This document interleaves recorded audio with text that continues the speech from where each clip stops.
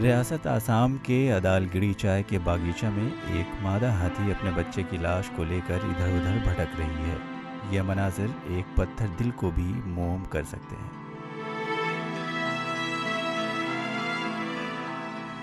महकमा जंगलात के मुताबिक मादा हाथी ने एक कमज़ोर बच्चे को जन्म दिया था जो 6 माह बाद मर गया।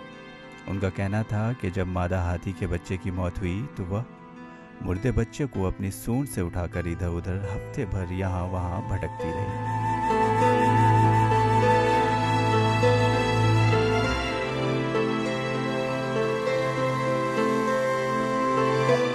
माँ तो बस माँ ही होती है।